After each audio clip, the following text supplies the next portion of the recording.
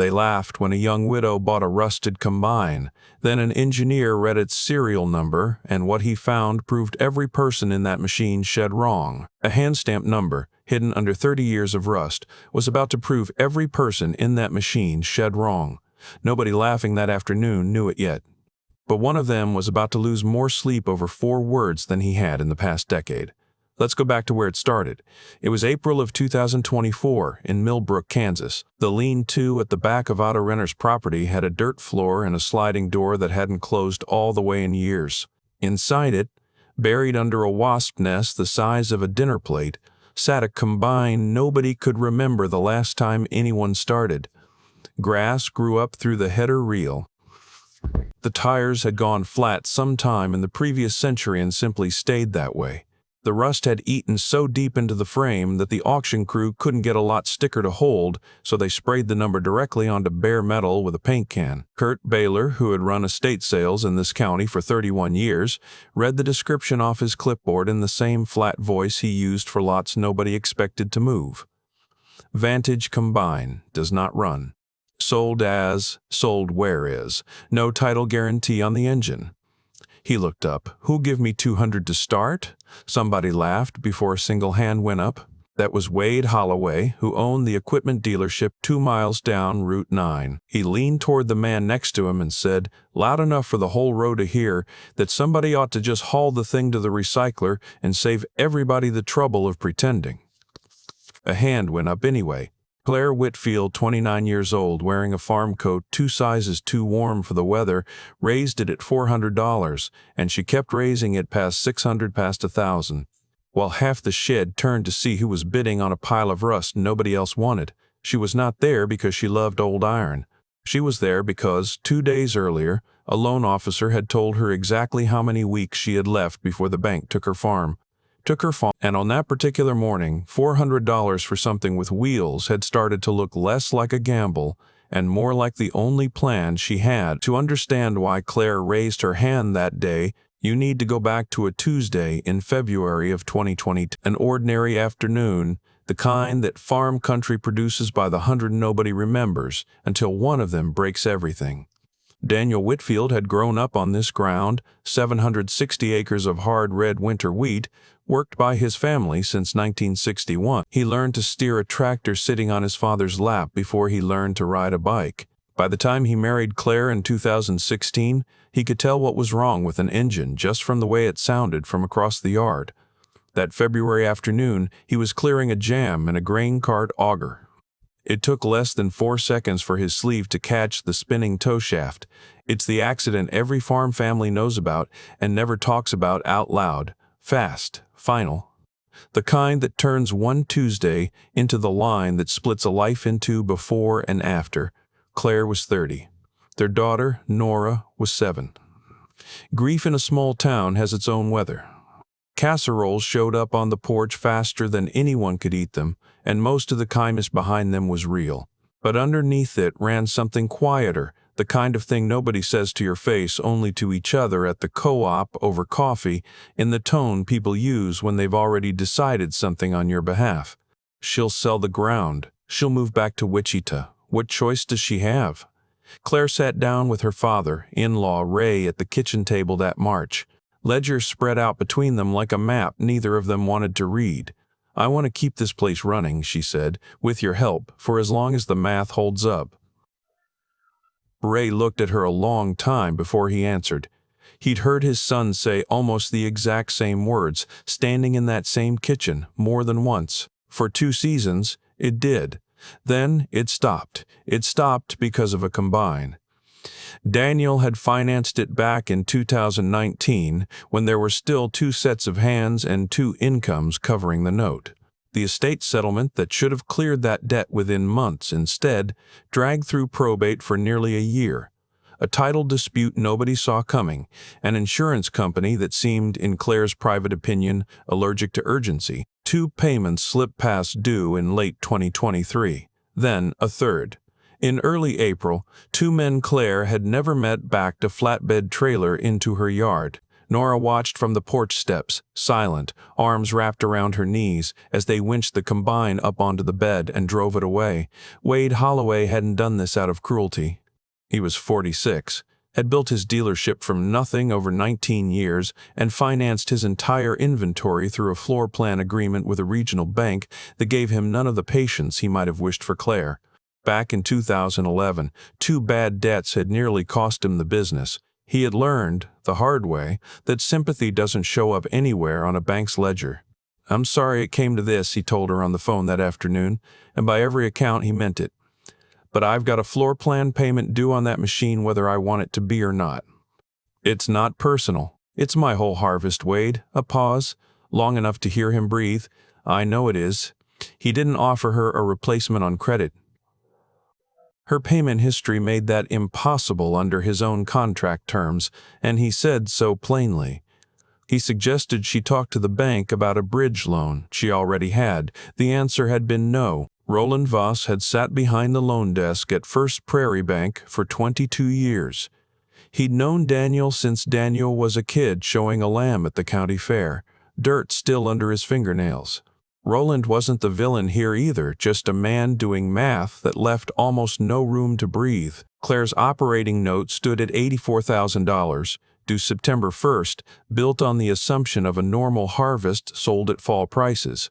No combine meant no harvest. No harvest meant no way for Roland to stomp the regional office, people who had never once set foot on Whitfield ground, from starting foreclosure before winter.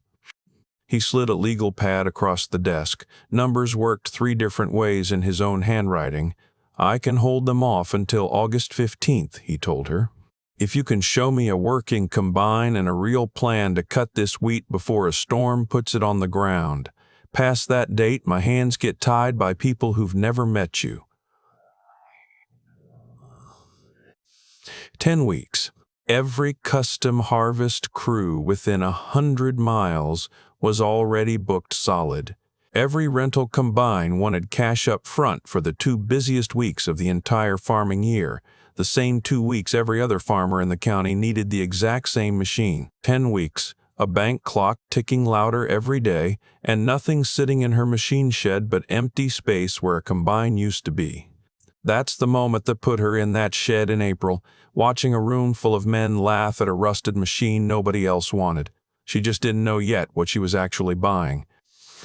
Claire had come to the sale for a set of grain augers. She almost walked past lot 114 entirely. Something stopped her. Up close, the proportions were wrong. Not wrong in a way she could have explained to Wade Holloway or anyone else standing in that shed, just wrong in the way your eye catches on something before your brain can say why. The frame under the rust felt heavier than it should. The grain tank was dented, but it hadn't rotted through anywhere the way 30 years of Kansas weather should have eaten it. She had grown up around machinery the way most farm kids do, not from a textbook, but from proximity, from watching, from being underfoot while somebody else worked. And something about this machine didn't match anything she remembered. She raised her hand at $400. She kept raising it. $2,200, Kurt Baylor called out.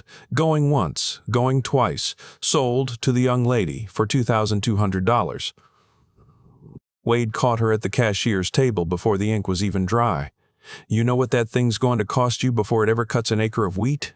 "I have an idea."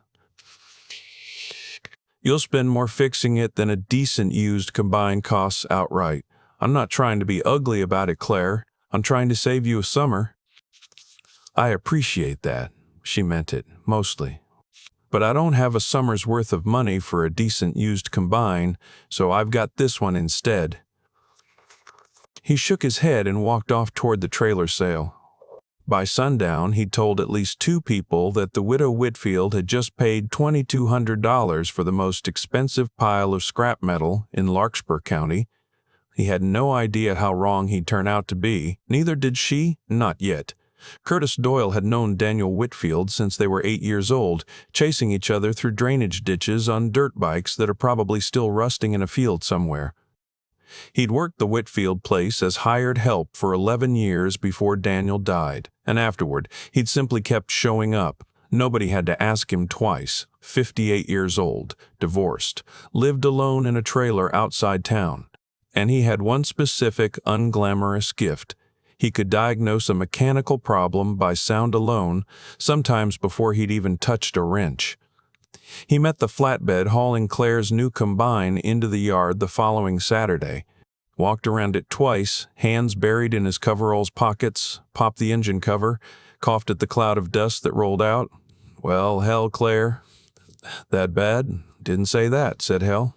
He ran a bare hand along the underside of the frame, slow, almost reverent. "Engine sees solid, tires are junk, half this wiring's chewed clean through by mice." He paused. "But look at this steel. I haven't seen a combine frame built this heavy in years." Oh, that was the first crack in the story everybody thought they already understood. The next few weekends were the unglamorous kind of work that restoration actually is, mostly patience, wearing the disguise of labor. Penetrating oil soaking into frozen cylinders for days at a stretch. Rusted bolts torched off one at a time and replaced. The fuel system flushed 3 separate times before it finally ran clean through the lines. Curtis kept a running parts list on a yellow legal pad. Claire kept her own notebook, a habit she hadn't planned on picking up, writing down every measurement, every part number, every dead end. There were plenty of those. When Curtis called the nearest parts counter, 90 miles away in Hutchinson, and read off the model numbers stamped into the header shield, the man on the other end told him flatly that no such model existed. "You sure you're reading that right? We don't stock a V970. Never heard of one." "I'm reading it right. It's stamped straight into the metal." "Then somebody stamped it wrong." Claire wrote that exchange down, word for word, and underlined it twice. She didn't know it yet, but that was the first thread of something much bigger than a broken combine. And she was not the kind of person who let a loose thread hang just because everybody around her seemed happy to ignore it. By mid-May, the engine was clean, freed, and running on a test stand. Curtis had rigged up in the shed, a real victory, the first one in weeks. It lasted 4 days. On the 3rd test run, the transmission started grinding, and the whole thing had to come apart again from scratch. New tires alone ran $1,800 they didn't have to spare. A hydraulic fitting turned out to be a size nobody within 150 miles carried, which meant a machine shop in Wichita had to turn a custom replacement from a photograph and a set of calipers. A 2-week wait neither the calendar nor the bank cared to grant her. One evening in early June, Claire sat on the porch, watching Curtis's taillights fade down the gravel road when Nora asked the question she'd been dreading without quite admitting it to herself. "Are we going to lose the farm?" Claire turned. "Where'd you hear that?" Grandpa Ray was on the phone with the bank man. He didn't sound good. Claire didn't lie to her daughter. "Not about this. We might have some hard months ahead of us, Nora. But I'm doing everything I know how to do so we don't lose it." "That's a promise I can actually keep, even if I can't promise you exactly how it ends." Nora sat quiet for a while, the particular quiet of an 8-year-old working through something too big to say out loud right away. "Okay," she finally said. "Can I help clean parts again this weekend?" "I'm good at the little bolts." "You're the best one we've got at the little bolts," Claire told her. And for one small moment, on a porch, with the gravel dust still hanging in the headlight beams, the whole impossible summer felt almost survivable. It wouldn't stay that way for long. That week, the National Weather Service posted its long-range outlook, an active storm pattern building across the plains for late June into early July, with a real chance of large hail somewhere in that window. Claire read it standing at the kitchen counter, coffee going cold in her hand. Now there were 2 deadlines, the bank's, fixed on a calendar she could actually see, and the sky's, which refused to be pinned down any closer than soon. Curtis found it on a Sunday in the 2nd week of June, wire-brushing decades of grime off the rotor gearbox, hunting for a part number he needed to order a bearing. "Claire, come look at this." She crossed the shed floor, wiping her hands on a rag. Riveted, not welded, riveted to the side of the gearbox, half buried under corrosion he'd just scraped clear, sat a small steel plate. The serial code stamped into it didn't match a single format on any diagram they'd tracked down. A standard combine from that era carried a serial beginning with V110, followed by 5 digits. This one read, in slightly uneven, clearly hand-punched characters, V970P07. Curtis crouched next to her, squinting. P for what, you figure? I don't know. She ran her thumb across the raised metal, slow, like she was reading Braille. But it's riveted on, not stamped in like everything else on this thing. Somebody put this on separately, later, or different. That evening, she photographed the plate, angling her phone so the light raked sideways across the numbers and threw every ridge into sharp relief. Curtis had a name from an old-timer at the co-op, a retired engineer, still living over in Hutchinson, who might be able to make sense of a number that didn't belong to any machine anyone could identify. Claire sent the photo. Then she sat at the kitchen table and waited. She had no idea that phone call was about to change everything she thought she knew about the machine sitting in her shed.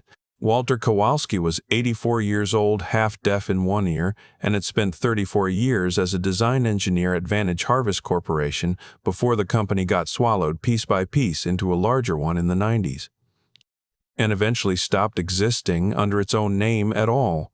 He picked up on the second ring, the way men who live alone and don't get many calls tend to. This is Walt. Claire laid it out as plainly as she could. The auction, the rust, the frame that felt too heavy for what it was supposed to be. A Hutchinson parts counter insisting the model didn't exist. A plate riveted on, hand-stamped, matching nothing in any manual anywhere. V970P07, she read off her notebook, silence on the line, long enough that she almost asked if he was still there. Where did you get this machine? An estate auction belonged to a man named Otto Renner. Before him, I don't know. Renner, he said the name slowly, like he was turning over a coin to check the date. Was there a Delbert Renner by any chance? Millwright out at the Hutchinson plant, late 70s? I don't know. I can ask around. Ma'am, if that serial's what I think it is, I'd like to see a photograph of that plate before I say another word. I don't want to hand you something I'd have to take back later. She sent it. He called back 40 minutes later. His voice had changed entirely. In 1978, he said, before the V10 ever went into full production, we built 14 pilot units to field test a new threshing design. A single rotor, the kind that eventually became standard across the whole industry. But back then, nobody was sure it would hold up well enough to sell to the public. I was 28 years old. I signed off on every one of those 14 serial plates myself, by hand, in the tool room, because the assembly line dies hadn't even been cut yet. Claire's grip tightened on the phone. Oh, so this is one of them.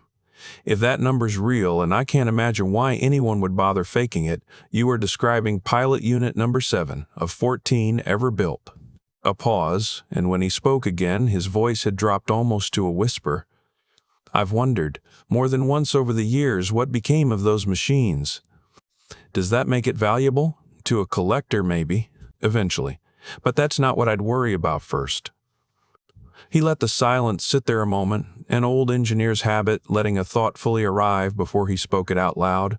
When we moved the V1010 to full production in '79, the cost people made us swap the input shaft and that rotor gearbox. Our pilot units ran a forged one-piece shaft, expensive to make. Production switched to a two-piece cast and welded version to save something like $11 a unit, which sounds foolish now, but didn't sound foolish to whoever was signing the purchase orders back then. That cast shaft had a flaw nobody caught until the machines had a few thousand hard hours on them. Half the owners never even heard about it because nobody made much noise trying to tell them. Claire felt her pulse pick up, and mine doesn't have that shaft. If that's Pilot Unit 7, it's still running the original forged shaft we built by hand in '78, the one that never made it to production because it cost $11 too much. He laughed, short and disbelieving. You may be sitting on one of a handful of these machines left standing anywhere in the country, and very possibly the toughest rotor gearbox that company ever put its name on. Claire sat back slowly. That gearbox already survived 2 weekends of Curtis pulling the transmission apart around it. Anything else in there I should know about before I put it in a wheat field? Walt laughed again, warmer this time. If the rest of it's held together anywhere near as well as that gearbox, young lady, I think you're going to be just fine. He paused. Now tell me everything else you found. I've wondered about these machines for 46 years.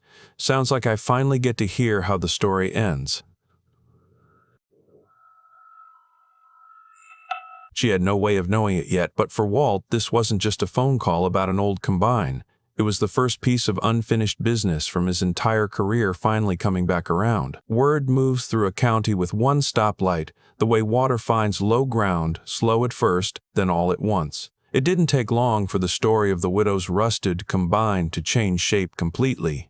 By late June, 2 private collectors had already called. Then came a call Claire didn't expect at all from a woman named Rachel Foss, who introduced herself as a heritage archivist for Meridian Angtech, the much larger corporate descendant of what had once been Vantage Harvest, folded in through 2 separate mergers back in the 90s.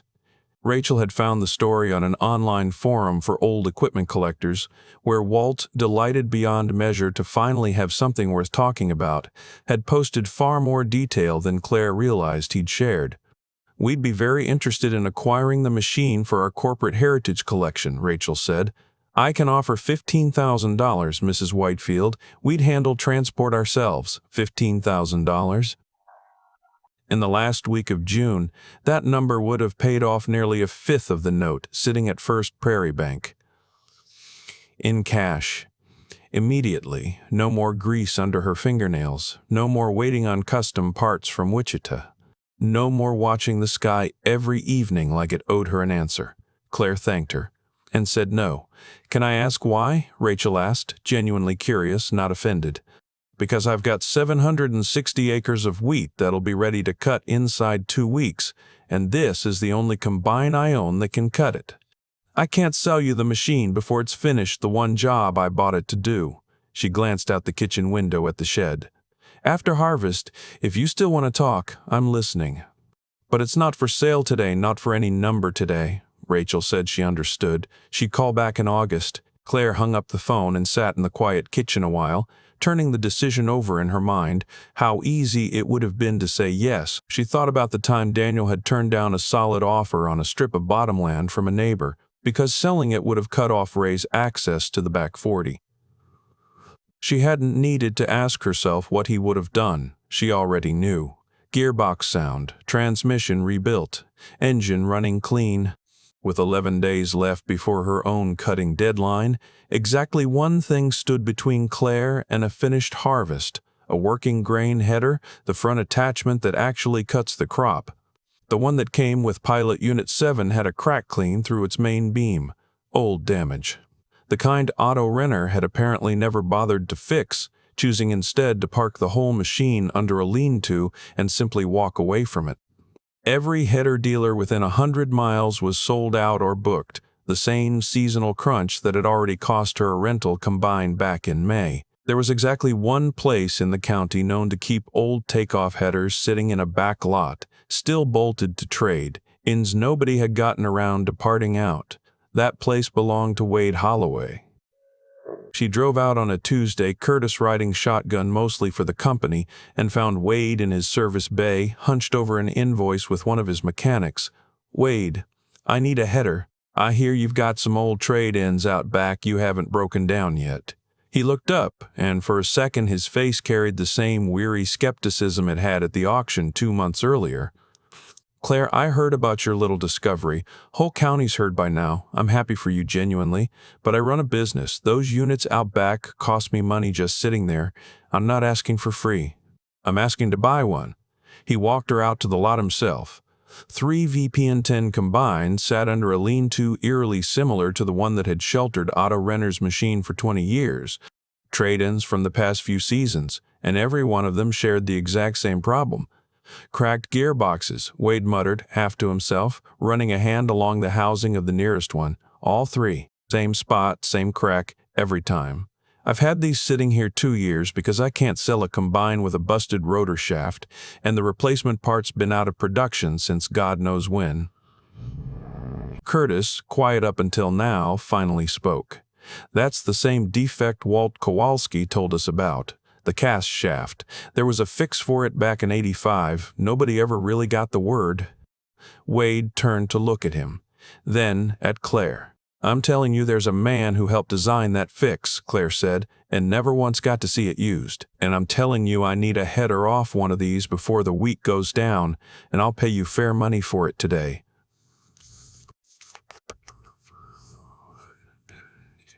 Wade stood there a moment, staring at 3 dead machines that had been quietly bleeding him floor.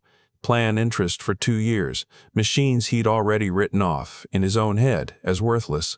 "I'll sell you the header off that one," he said finally, pointing, "for $6,800. And I'll throw in my own labor swapping it onto your unit this afternoon, seeing as I've apparently got nothing but time standing around out here." He paused. "And Claire, if this Kowalski fellow really knows how to fix these gearboxes, and you two are willing to make an introduction, I might have some business to talk about later. Not today, though. Today, let's get your wheat cut."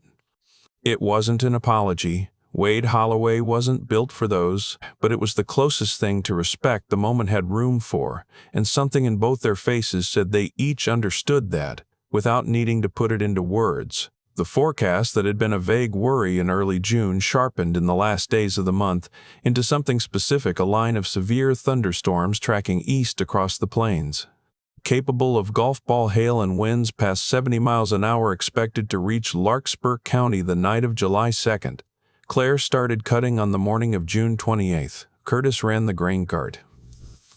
Ray, bad knee and all, drove the truck to the Millbrook elevator, load after load, from first light until the sun gave out. Pilot Unit 7, 760 acres of somebody's 4-decade-old good idea, ran 4 straight days with barely a stumble, its forged shaft hand-built in a tool room back in 1978. Turning steady inside a gearbox that had already outlasted the company that built it.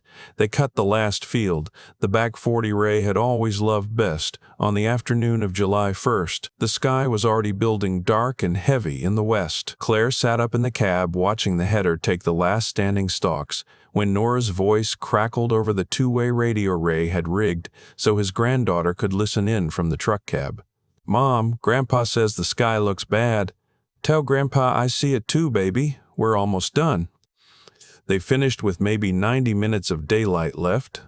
The first cell rolled through Millbrook that evening, dropping quarter-sized hail that flattened unharvested miles 6 miles east and left fist-sized dents in the hood of Wade Holloway's own service truck, parked right outside his dealership. Every acre of Claire Whitfield's wheat was already sitting safe in the grain bins by the time the first drop hit the ground. The elevator settled the final tally in early August. 39,000 bushels off 760 acres. "About as good as this ground's ever given us," Ray said, and he wasn't a man given to overstatement. Sold at that season's price, the math cleared the operating note at First Prairie Bank with room left over. Roland Voss shook her hand across his desk on August 9th. "I'll be honest with you," he said. "I doubted you'd make it. I doubted it myself some days," Claire said. "Just had good enough reasons not to quit doubting out loud." Claire didn't sell her the combine. Instead, across 3 phone calls and 1 visit out to the farm, the 2 of them built something better than either had first proposed. Meridian AgTech would fund a limited run of forged replacement shafts machined from measurements Walt Kowalski provided from memory, and a careful inspection of Pilot Unit 7's original part. Made available at cost to any owner still running an old V1010 with that vulnerable cast shaft, including, as it turned out, the 3 tired machines sitting in Wade Holloway's back lot. Claire would consult on the project, paid modestly but fairly for her time, and Pilot Unit 7 would stay right where it was, doing exactly the job it had quietly been capable of doing since a young engineer signed its plate by hand 46 years earlier. Wade had all 3 of his trade ins repaired and back on his lot for sale by the following spring. He never offered a formal apology for that day at the auction, and honestly, nobody in this story expected one from him. But that winter, without being asked, he sent 2 customers over to Curtis Doyle for engine work, and in a county that runs on reputation more than paperwork, that was its own kind of statement. Walt Kowalski drove out to the Whitfield farm himself that October, the only time he ever saw Pilot Unit 7 in person. He stood beside it a long while, one hand resting flat on the gearbox housing, saying almost nothing at all. Nora, who had appointed herself the farm's unofficial historian somewhere around her 9th birthday, finally asked him what he was thinking about. "I'm thinking," Walt said slowly, "that I built this piece right here with my own 2 hands back in 1978 when I was younger than your mother is now. and I never once got to see it finish a harvest." He looked at the machine a long moment. 46 years is a long time to wait to find out you were right about something. He died peacefully in his sleep in February of 2026 at 86. Claire and Nora drove to Hutchinson for the service. Rachel Foss came to and told them afterward that Walt had spent the last 2 years of his life happier than he'd been in a decade. Mostly, he'd said, more than once, because of one phone call from a stranger holding a photograph of an old cereal plate. Pilot Unit 7 sits in the Whitfield machine shed today, running clean, its gearbox as sound as the day Walt Kowalski hand fitted it in a tool room he could probably still describe down to the smell of the cutting oil. Bolted just beneath the original serial tag is a small brass plaque Claire had made. 9 words, engraved plain and simple for Daniel, who would have loved this story. Nora is 12 now. Some evenings in July, she sits with her mother on the porch, watching the wheat come ready in the low gold light, and asks her some version of the same question every year around harvest. What would Dad think of all this? Claire always gives her some version of the same answer. That he'd think the machine everyone laughed at turned out to be the one thing in this whole story that nobody had to pretend was something it wasn't. It just needed somebody patient enough to look closely at what it already was. If there's something sitting in your own shed, your own garage, your own family's history that everyone's already told you is worthless, it might be worth one more careful look before you believe them. That's the story worth telling in the comments below.